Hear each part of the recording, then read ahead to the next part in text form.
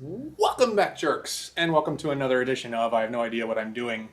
Today is going to be a little bit different. I believe this is going to be a 2-day job, just because I'm going to be slow and methodical about this, and I don't have a whole lot of time today to do this, and I'm thinking that tomorrow I'll have to finish it up. So the car's in the center of the garage today, and the reason is I'm going to basically almost gut the entire interior because today is the day we're going to be doing the stereo upgrade. So there's a couple of reasons why I'm doing this. One, I kind of put my new old exhaust back on, and it's very loud now, and I can barely hear my radio anymore. The second reason is I've always wanted a better stereo in it, and the shitty stuff that I put in, the Boss shitty stuff I put in before, was just basically a placeholder because I had no sound radio at all before when I bought the car. So now it's the time I'm going to do a actual job, and what I got was I got these kicker component speakers, and from doing a little bit of review, they're good as far as mid-range. To be completely honest, listen, this is a convertible. It's got a loud exhaust now, and even if it didn't have a loud exhaust, you're not going to get super high fidelity out of your Miata. You're just not, because the top is always down. There's droning and stuff like that. Anyway, to push all that stuff, I got the Planet Audio, what is this fucking thing called? Anarchy Series AC 1000.2. And basically, it's just a 2-channel amp. It could be mono, but it's not going to be. Planet Audio is cheap and it's whatever. But the point is, I can always upgrade the amp later if I needed to. And 1,000 watts rated, meaning it might be 300 watts actual, which means I might get 150 good watts out of it. And that's really all the speakers are rated for anyway. So what's also cool about these are component speakers, and this is going to be an interesting video because I haven't seen too many Miata videos, stereo videos, where they've done component install, and there's an interesting challenge because you've got these little tweeters right here, and we have to find a place for them to go. Now, I was looking the other night, or last night, and there's basically 3 places that I've seen. One of the places is great. I just dropped it on the floor. That's good. One of the places is right here in the door. The second thing I've seen is people put them. Let's turn this around so I can see. People put them right here, and there's an offset thing that comes to about this height, I guess, right about there. And it's a tube. It looks dumb. My third choice of what I may do is to figure out a way to put it in the actual dashboard. My first idea was I was going to put it in the actual eyeball vent, and I discovered pretty quickly that if I did that, it's kind of a one-shot deal, because the only way you can get these eyeball vents out is yanking them really hard. And if I put something solid in the holes area, there's no way I'm ever going to get those vents out again, which is not really something I want to deal with. So then I was looking at the small vent right here. I took that out, and I discovered that this almost fits in there. And so what I would be doing is I'd be cutting a little bit of a round right here, so that'll sit right in there. That's that. And so I have a couple of requirements for this build, and one of them is nothing goes in the trunk.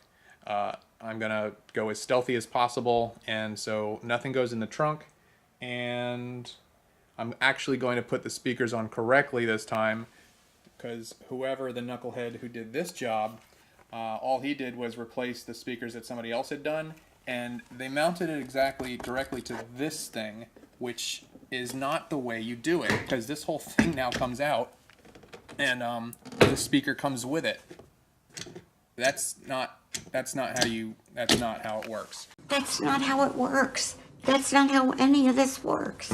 Here's what the deal is. We're going to get started, and the first thing I'm going to do is just gut the interior, basically, so I have a good work area. Okay, so I have now kind of gutted the car. It's pretty much, the door panels are off, everything's out, the center console is gone, the tombstone is out, the seats are out.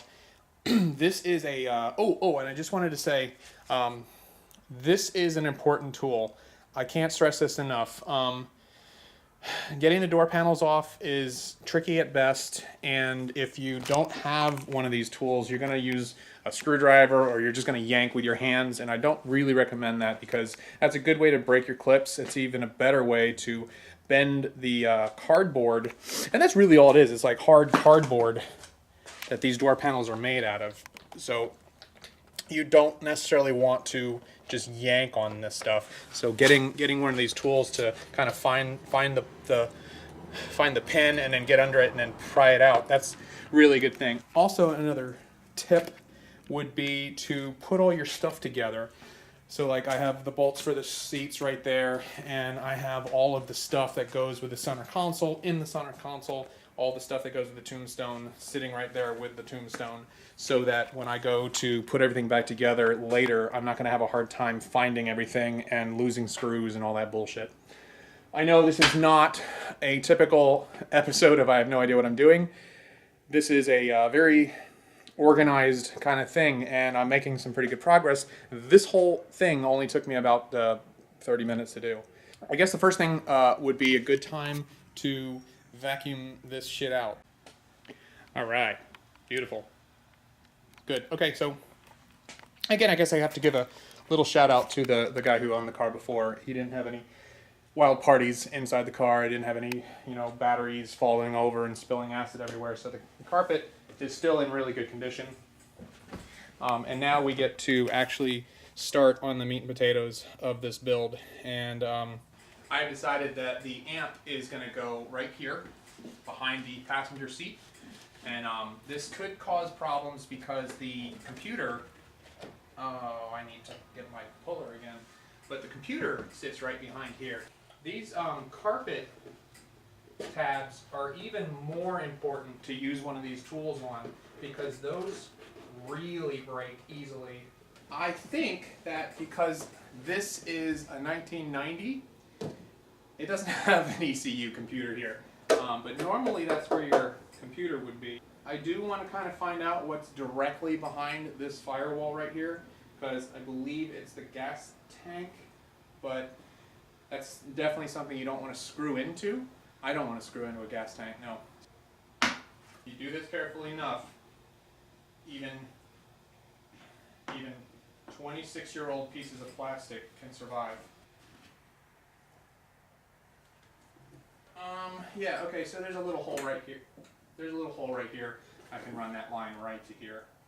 Oh, and it's also important to always put your controls in a position where you can get to them, because you definitely don't want to install it sideways or anything like that. Even though it looks like it's supposed to be mounted sideways, nobody's going to see this anyway. So I'm mounting things upward so that I can get to the controls if I need to. Yeah, okay, and then one more thing that's going to make your life easier doing any kind of install is after like 25 years of bitching and complaining that it's so damn hard to strip wires, I finally got myself one of these automatic strippers.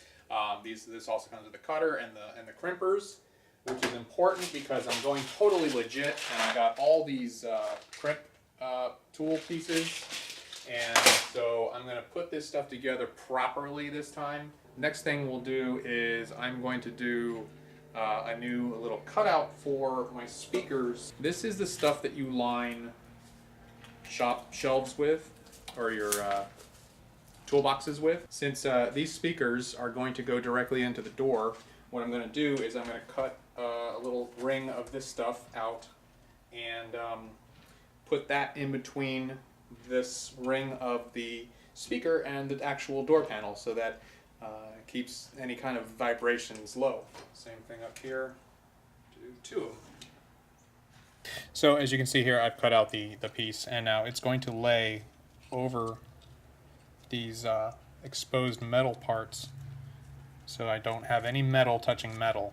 This is the crossover for the mid-range speaker and the tweeter that this component system comes with. And obviously you have to kind of put it in the door. I've decided I'm going to stick it inside and put it on the actual outside metal of the door.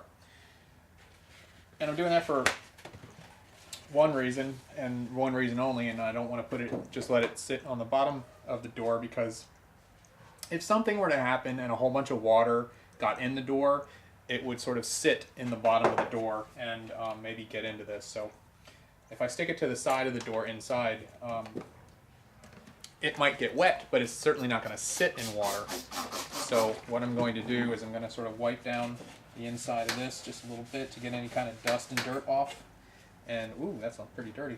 And then I'm going to use some double-sided stick tape and just sort of stick it to the inside of the door. There's a pin that holds the door from going open too far. I'm going to remove that pin so I can swing the door even further more open, so I can maybe take these grommets off to get these lines through. So here we go with that. Alright, so I think this is going to be the most difficult part of this job, because this was 2.5 bitches to get this wire. I hope that was the right one. It wasn't, that wasn't the right one. This tweeter wire through the door. I'm going to have to do it again with this one. So the problem here is this stupid grommet. It already has too many wires going through it, and it is a giant pain in the asshole.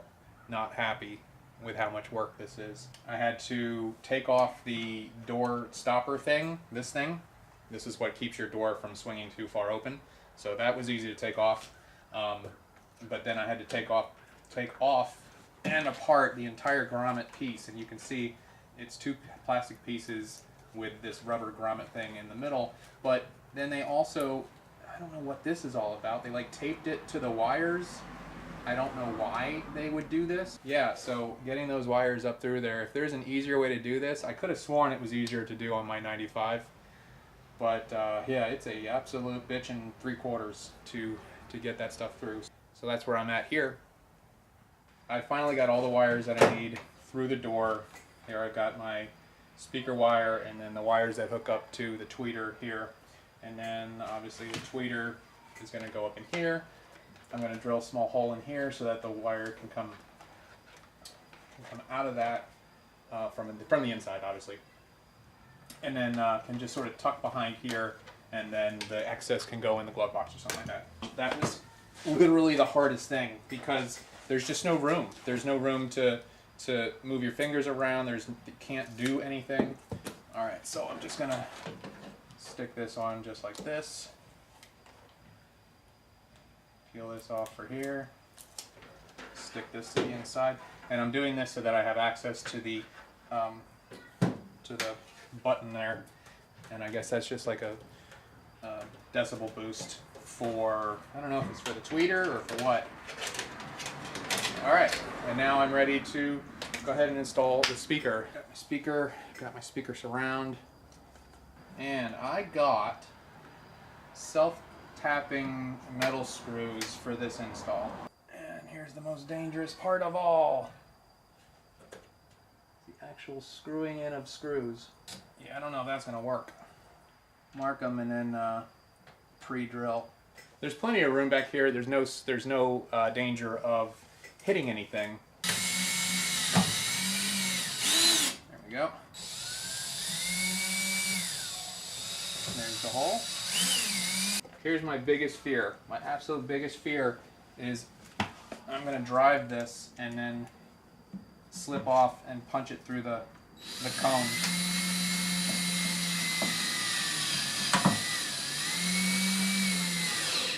But I didn't. Okay.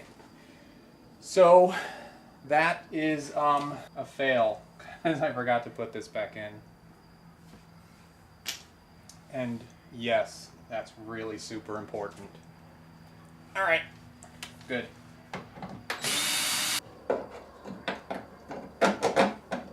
Had a bitch of a time getting this pin out of here. It did not want to come out. I'm just tapping it in with a little tap hammer. There. And I scratched that really good and knocked it a couple times. I'm super good at this. Alright, let's put this back in, and then that's going to be the end of day one. Okay. So, that's it for today. I have to get ready and do something tonight, but tomorrow should be able to finish this up moderately quickly. I'm after this, I'd like to think I'm about halfway through, but who knows. Anyway, catch you next time. catch it tomorrow.